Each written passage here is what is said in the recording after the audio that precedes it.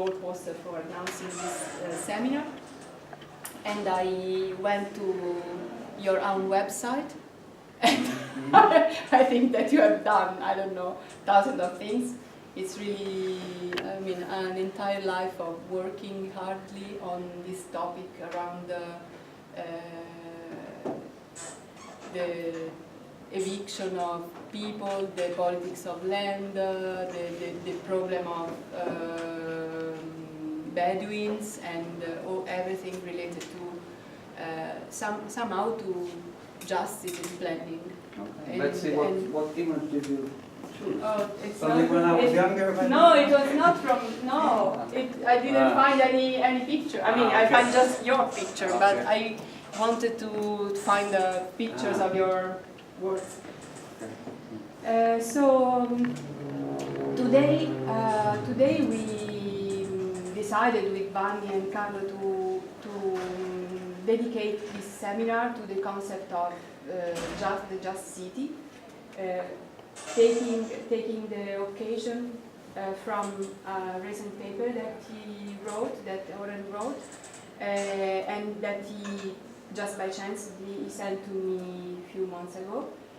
And so I thought that, particularly because of the interdisciplinary nature of this PhD program, to reflect from many different perspectives about the concept of just city should be an occasion of main debate among us.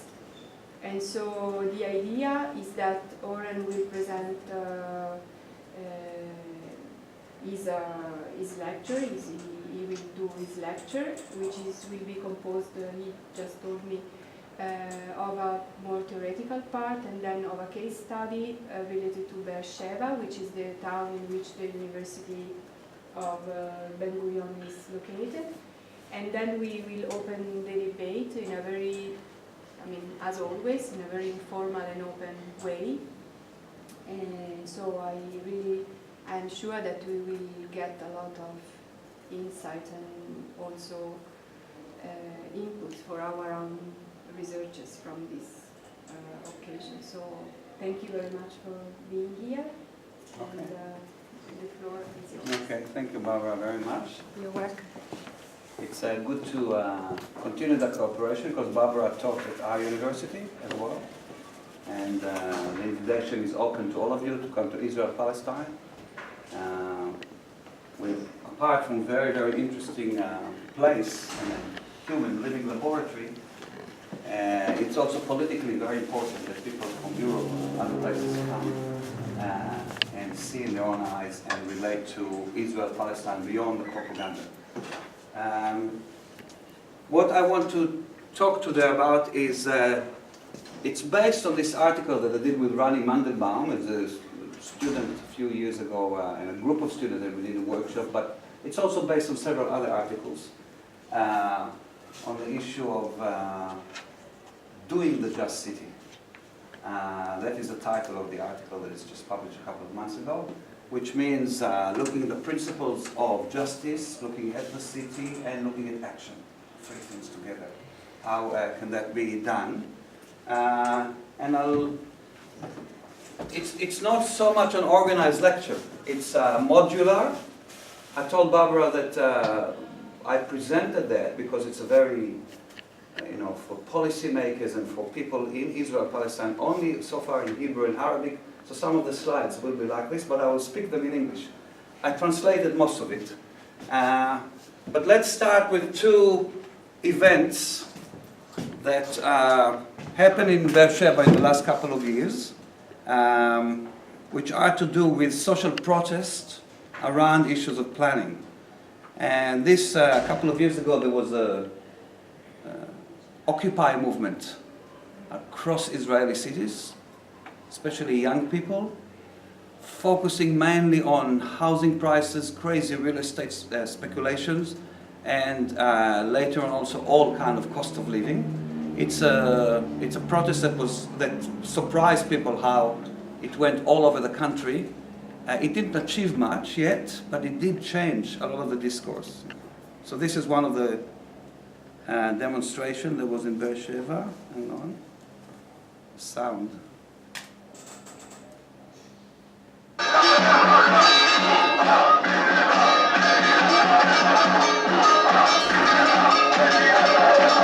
So these are young people of Beersheba. Beersheba is a metro area of about 600,000 people. Medium size, not large like Tel Aviv or Jerusalem, but not a small city. And this, what they say that young married people need a roof over their head. And what it says there, the land is ours, doesn't belong to the developers. Because a lot of the land in Israel actually is public. But of course, the minute it's being developed, it's sold to the developers. So it's no longer public.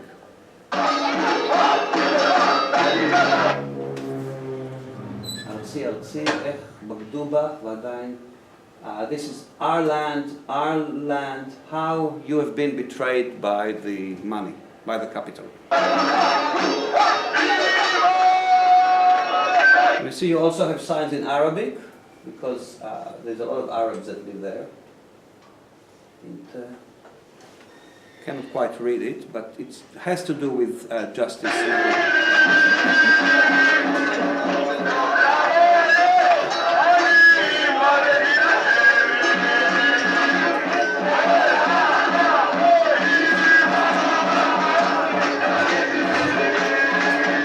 So they used to have this kind of demonstration, manifestations going on for the last 3 or 4 or 5 years.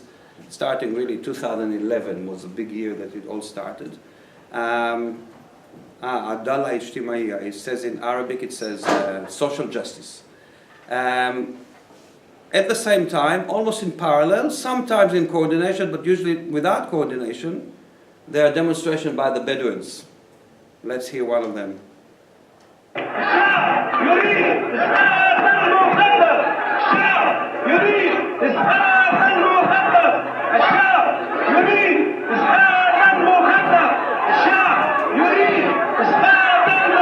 So what is chanting? Ashab yurid iskat al-mukhatab. That is echoing the Arab Spring, what was hoped to be the Arab Spring, when they used to chant, especially in Midan al-Tahrir in Cairo, Ashab yurid iskat al-nizam, which is the people demand the fall of the regime. But here they change it to say the people demand the fall of the plan. So it's the same kind of protest, but much more planning oriented. The Bedouins, like Barbara said, suffering a lot from the Israeli planning system, which they are indigenous people to this area and typically to indigenous people around the world.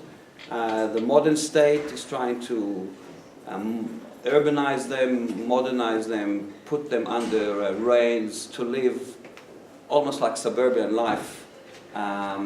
Like the Western-looking state attempts to organize space in a very controlled way, and the Bedouins are resisting, because in this process also they're losing their land, or big part of their land. So you see these two demonstrations in the same not so big city, very much like a tip of the iceberg of the idea of the lack of justice. The lack of justice that people feel about their town. So this is the Occupy group in Beersheba. It's 2 summers they had. They lasted about 3 months of a lot of young people doing a lot of activities there. In the last few years, it's sort of disappeared, but I'm sure it will return because there is this kind of disquiet and anger about this.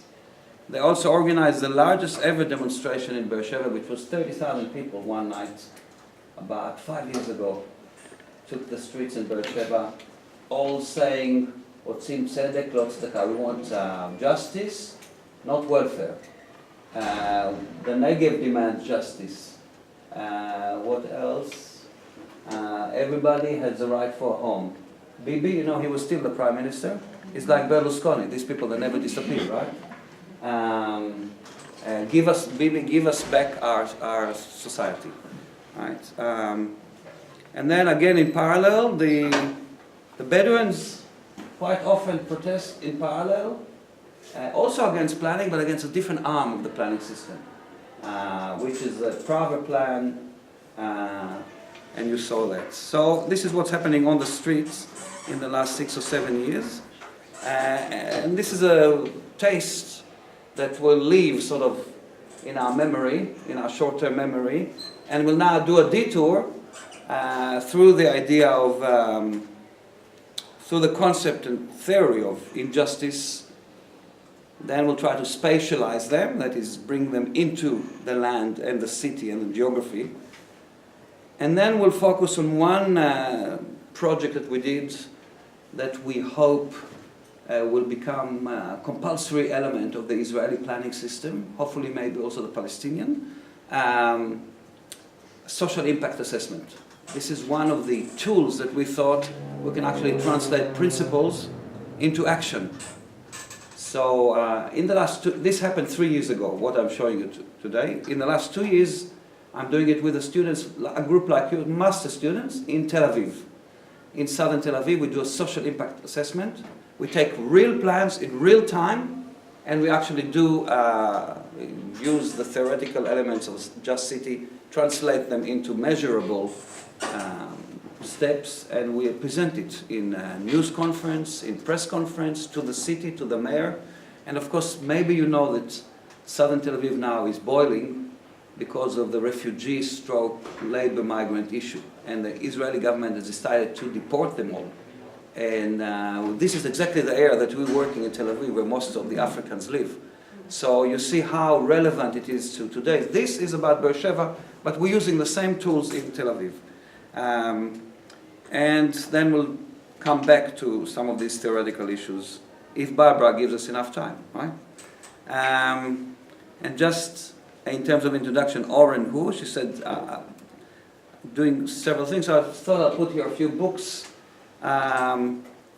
Israelis in Conflict, I did with a group of political scientists and sociologists. The Power of Planning is an international book I did with Margot Huxley, that some of you know.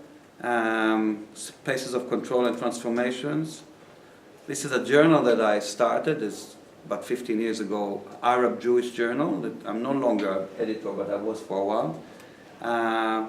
Maybe you've seen the book about ethnocracy, which is a bit more political science than planning, but of course two are related, about societies in which there is ethnic domination and how they operate and maintain this ethnic domination. I started to work in the last 6 or 7 years a lot on indigenous people around the world, and this book is coming up in next month. It's called Emptied Lands, with 2 other colleagues, the legal geography of the Bedouins.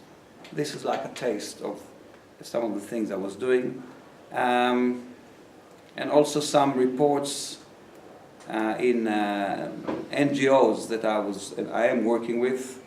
I was the chair, until 2014 I was the chair of this organization called B'Tselem, and we did several reports on the West Bank, what happened in the planning and policy on the West Bank, the Jordan Valley, the settlements, the separation wall, etc.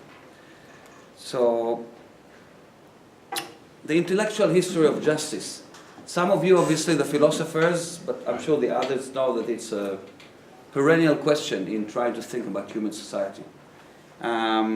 We don't really, I mean, we could do a whole week about this, but the ancient Hebrew, Persian, Indian prophets and the Greek philosophers all dealt with the idea, what is a just cause of events?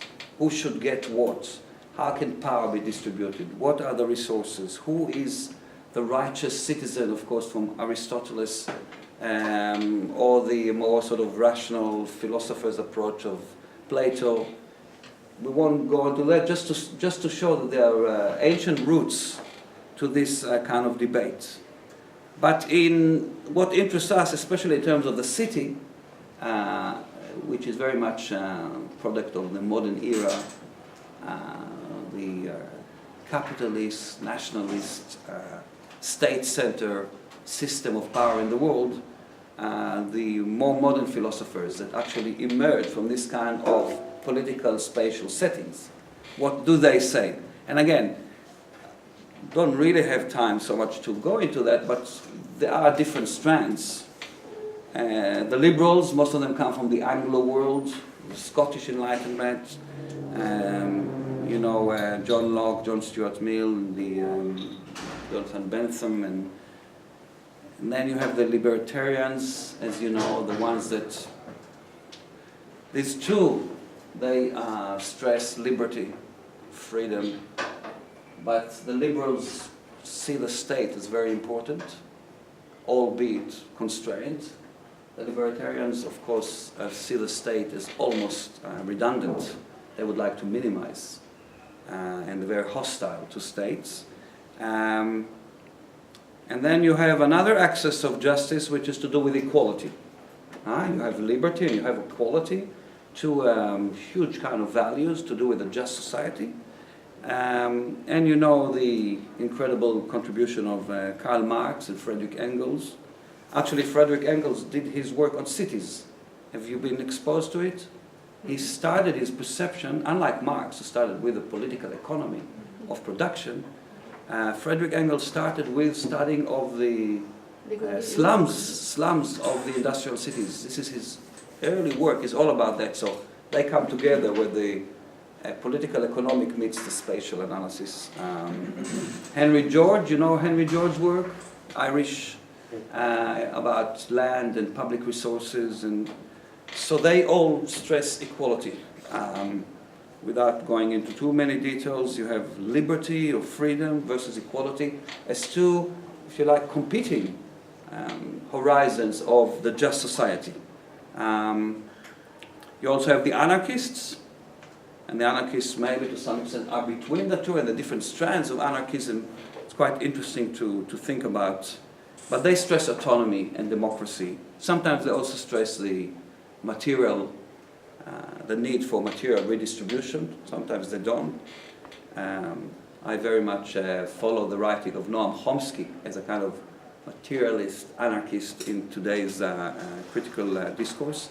But of course it goes back to the 18th and 19th century. You have another strand in just society, which is the Republican stress. That also goes back to Greek origins, that connects contribution to distribution. That is, the better you are as a citizen, the more you contribute to the public good, the more you get. Right? It's not a rights base, like the socialists who say everybody has a right for house, education, health. The Republicans stress more your contribution to a public good, which is also an interesting debate in itself. And of course you have the nationalists, something that Barbara and I am very critical of urban scholars and in general of Western scholars that forget possibly the most important force in discourse about societies, modern societies, which is nationalism. And nationalism is so central to the perception of justice, including the last immigration debate and crisis in Europe. It's all underlaid by nationalist assumptions. Whether you're for migrants or you're anti-migrants, against migration, there is the assumption that Europe is, and the rest of the world, is organized by nations. And nations have the right to accept or to reject people. And that is a very important aspect of discussion about justice that is totally omitted from urban studies. Nobody talks about it, except a few crazy people like Palestinians and Israelis. But I think it's ever present in Italy, in Germany, in the United States. And sometimes when someone like Donald Trump comes and says, let's evict all the Mexicans, then suddenly people say he's crazy. But he's not crazy. He is part of the discussion, albeit very conservative, of what is a just society. And a just society, the perimeters and the borders of it sometimes are contested, right? Very much a part of the justice debate is who controls the boundaries, who can enter and who cannot enter. So I would just put it out there to think that Herder, for example, the famous German philosopher of nationalism, is still alive. He's still alive even though he's hardly ever mentioned in terms of how societies shape themselves according to the regimes of identity. The regimes of identity are ever present in how we think about a just society and the right of particular collectivities. So this, if you like, in 10 minutes what we should study a whole semester, right? Because this is not the center of the project, but it's a background. it starts to be very connected to planning in the 1970s with an urban turn, or with a new discussion on justice in the last 3 decades, which is very interesting. I think the breakthrough here is John Rawls. You're probably all familiar with his theory of justice. So, with the main idea being fairness, but also he doesn't neglect the idea of materiality. It's there as a second order, but very much present. I call it mild redistribution. He has a mechanism of redistribution for the very weak and the marginalized. Harvey, of course, David Harvey, that comes also in the 70s, is far more materialist and far more stressing the idea that material equality is the foundation of a just society. And he has, of course, formed the book Social Justice in the City until the book Rebel Cities, which was, 3 years ago. An incredible intellectual tradition of trying to think about injustice, oppression, and justice in the capitalist city. So it's brilliant work, but I would say it's blindfolded, like a horse going like this, because he doesn't look at other forms of justices and injustices that exist all the time. But a very important scholar.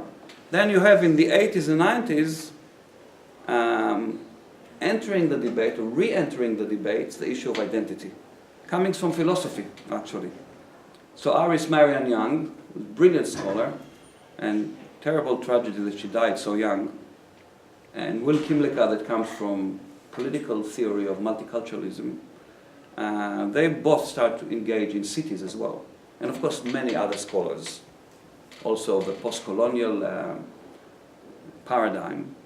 And they say to the Marxists that dominate the debate, hang on, capitalism is of course stratifying, capitalism is fragmented, capitalism carries with a lot of injustices, but the most important injustice in the last 100 years is based on identity, not on capitalism.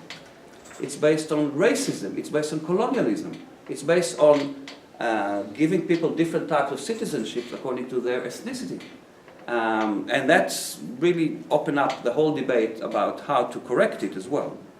And Kimlicka, of course, came up with the idea of liberal multiculturalism, which made a great contribution. And Iris Young looked at identity and difference in cities and how policies should respond to that. And in planning, who took that further away in a very serious way is Leonie Sandecock, in her book about mongrel cities. Do you know that book? Mm-hmm. It takes very seriously the idea of diversity and multiculturalism in planning. She has a very famous article called Taming the Planner, probably about 10 years ago, about how planners need to be re-educated to understand identity and to understand culture. And she's quite important here because she's a supervisor of Giovanni Attili. So when you hear Giovanni Attili, you also hear Sandecock. He's very good interpreter of her work. And then you're familiar with Nancy Fraser's work. That also, Nancy Fraser is one of the first one to actually try to combine the two. And she has several articles debating and agonizing over the relation between distribution and recognition. Yeah, there is that debate which is sort of... With Habermas? No? No, no. It's a book about it's a sort of dialogue between two people, Nancy Fraser and another one. Okay. I found it really good, which is called The Recognition or Redistribution. Okay. So other scholars like Judy Butler and Guthrie Spiva came in, but Fraser is very famous also with a debate with Jürgen Habermas, who is a liberal, colorblind person according to her accusation, and the whole idea of the public, of course, who is the public, and gender comes very strong into it as well, because gender is both identity and distribution, and upsets some of the debates on redistribution of society according to liberal principles. And her work also introduced another good, important distinction in thinking about justice and policy, is the distinction between affirmative and transformative justice.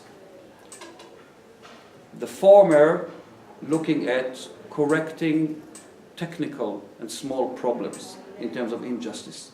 It's, if you like, status quo kind of justice. Okay, so the young people of Beersheba don't have access to housing because of rising land prices. Let's provide more social housing in Beersheba to answer these people, right? The Bedouins don't have water and they suffer from house demolition. Let's maybe make it a little bit easier for them. This is what she looks at like status quo kind of justice. But she's more interested in transformative justice. How do we get to the roots of the power relations that produce these injustices on the surface? And she says, as scholars, we should look at that. We should actually not shy away from the way housing is produced. Not try to give housing to some people that don't have housing. But to look at how housing is produced. To look at how migration and other minorities are treated. She's very strong on gender, how the world is gendered. Not just give a few more jobs for women. Instead of 20%, increase it to 25% on the governing boards of companies like people do, but actually look at how gender relations are produced in the household, in the family, at the roots of how gender relations are produced. So this is what she called transformative justice. Very good and important work. And also I find the way that she's willing to debate the contradictions.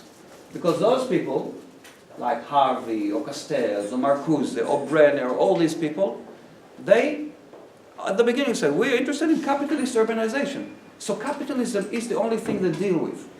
These people deal with identity, very important. But then other factors don't, not class, not space. But phrases say, hey, these two and other factors work in the city together.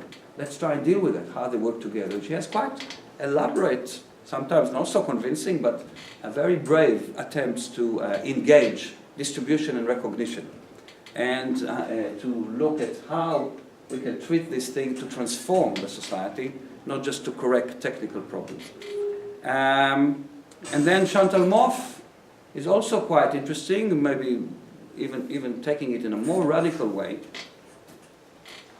The idea of radical democracy. Are you familiar with that? Mm-hmm. And she looks at how you do it, how you translate those kind of principles into action in terms of the agonistic mobilization, the whole idea of articulation. She's takes inspiration very much from Antonio Gramsci and his work on counter-hegemony, and also with the view of reaching just society.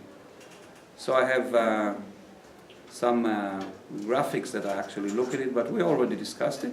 The last point, theoretically, is to spatialize it. How this debate touches the ground in terms of the work of forming, shaping, rebuilding space. And I think a lot of you know that space is a process, space is a social construct.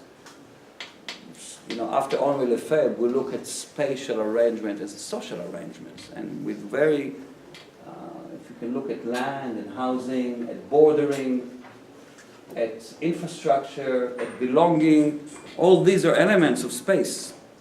And of course, deciding about space is part of space. The discourse, the law, the committees. So I think many elements of the theoretical debates about justice are quite easily spatialized. We have to work about the details and how they're spatialized. But it's our responsibility as urban scholars, planning theorists, to not leave it as a theoretical and abstract debate, but actually to spatialize it, to bring it home to all kind of issues that are part of any urban plan, any urban policy, right? Just like we talked about bordering. So I'll give you a spoiler about Beersheba. One of the huge debates is the bordering of Beersheba. And I think it happens in almost all cities and all systems. Beersheba, if you put the boundaries under the municipal area of Beersheba, is 95% Jewish. Very comfortable for people. But if you look at the metro area of Beersheba, it's binational. There is about 35%, I think, that are Palestinian, Arabs, Bedouins. And that upsets the planning. So the issue of bordering all the time, whenever there are meeting, demonstrations, mobilizations around Beersheba, is who is Beersheba? Who is Beershevian? In Arabic, they call it Sabaiya, people that belongs to Saba, people that belongs to Beersheba. And constantly they claim that they belong. The Arabs claim that they belong. In fact, they are there many generations before the Jews, right? But the bordering practices exclude them. And of course, as you know, this is an issue everywhere, who belongs. Of course, the material issues of land, housing, development, facilities are very spatial in their own accord. Infrastructure too is incredibly important. There's a very good wave of infrastructural studies recently. And also here, belonging, which relates to the others, but in itself. Communities, their needs, their aspirations, their willingness to be part of a society, to integrate or to stay separate. It's a huge issue in the Middle East. I'm sure it's an issue also in Italy. We have ultra-Orthodox communities that want to separate themselves. One of the big issues now in academia is that the Israeli government and the Minister of Education is religious. They want the ultra-Orthodox people to come to the universities, and they offer big money. They offer 140 million shekels, our money, which is about 40 million euro, to our universities to take the ultra-Orthodox. But this will require separation of men and women. They cannot study in the same class. And women cannot teach men, according to religious rule. So the universities refuse, but there is a big battle, and there is a big incentive to do it. And they say, well, just cordon off one part of the campus, small part of the campus, that will belong to the ultra-Orthodox. But there, in that part of the campus, there will be separation of men and women. There will be only kosher food. Everybody will have to dress modestly. It's like a fundamental place. So this, it's all to do with identity and belonging. Who decides what, And the campuses so far resist their liberal space, but I don't know for how long. And then, of course, the issue of who decides, the whole idea of decision-making process and the power that relates to that. By the way, my critique of planning theory for a long time was that almost all of planning theory focuses here, about the planning process, very much neglecting both the actual city, the development process, the materiality of it, and the regimes of identity that planning actually shapes through its policy making. And my recent work on this was gray spacing. I won't elaborate on that, but people that are interested, I think this is a very important factor in today's planning, which spatializes many of these issues